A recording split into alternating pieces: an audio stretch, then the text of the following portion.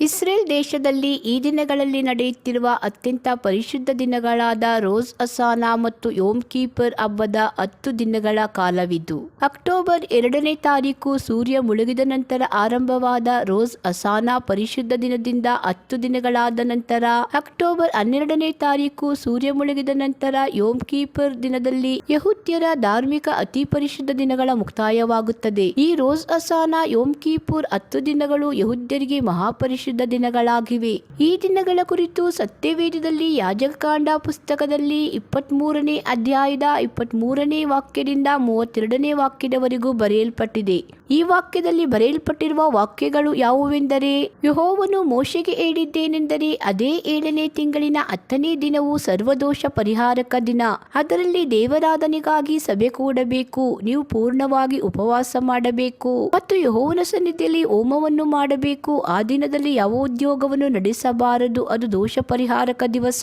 ಅದರಲ್ಲಿ ನಿಮಗೋಸ್ಕರ ಯೆಹೋವನ ಸನ್ನಿಧಿಯಲ್ಲಿ ದೋಷ ಪರಿಹಾರಕಾಚಾರವು ನಡೆಯುವುದು. ಯಾವನಾದರೂ ಆ ದಿನದಲ್ಲಿ ಉಪವಾಸ ಮಾಡದೆ ಹೋದರೆ ಅವನು ಕುಲದಿಂದ ತೆಗೆದು ಹಾಕಲ್ಪಡಬೇಕು. ಯಾವನಾದರೂ ಆ ದಿನದಲ್ಲಿ ಕೆಲಸವನ್ನು ಸ್ವಲ್ಪವಾಗಿ ನಡೆಸಿದರೂ ಅವನನ್ನು ಇಸ್ರಾಯೇಲರಲ್ಲಿ ಇರದಂತೆ ನಾಶ ಮಾಡುವೆನು. ಆ ದಿನದಲ್ಲಿ ಯಾವ ಕೆಲಸವನ್ನು ಮಾಡಬಾರದು. ಇದು ನಿಮಗೂ ನಿಮ್ಮ ಸಂತತಿಯವರಿಗೂ ನಿಮ್ಮ ಎಲ್ಲಾ ನಿವಾಸಗಳಲ್ಲಿ ಶಾಶ್ವತ ನಿಯಮ. ಆ ದಿನವು ಸಂಪೂರ್ಣ ವಿರಾಮವುಳ್ಳ ವಿಶ್ರಾಂತಿ ದಿನವಾಗಿರಬೇಕು. ಅದರಲ್ಲಿ ಉಪವಾಸದಿಂದಿರಬೇಕು. ಆ ತಿಂಗಳಿನ 9ನೇ ದಿನದ ಸಾಯಂಕಾಲದಲ್ಲಿ ಪ್ರಾರಂಭಿಸಿ ಮರುದಿನದ ಸಾಯಂಕಾಲದವರೆಗೂ ನೀವು ಆ ವಿರಾಮ ದಿನವನ್ನು ಆಚರಿಸಬೇಕು.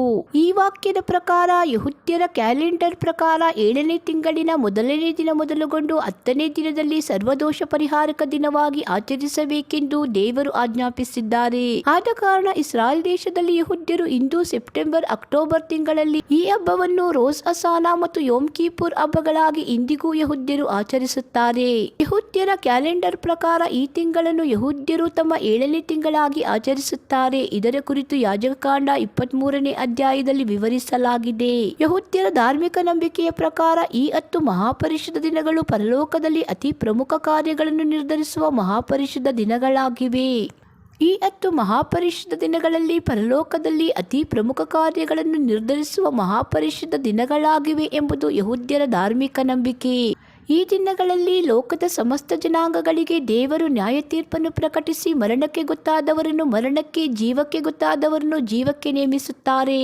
ಮತ್ತು ಹೊಸ ವರ್ಷದ ಮೊದಲನೇ ದಿನಗಳಾಗಿ ಪರಲೋಕದಲ್ಲಿ ಕೂಡ ಈ ದಿನಗಳು ಲೆಕ್ಕಿಸಲ್ಪಡುತ್ತವೆ ಎಂಬುದು ಯಹೂದ್ಯರ ಧಾರ್ಮಿಕ ನಂಬಿಕೆ.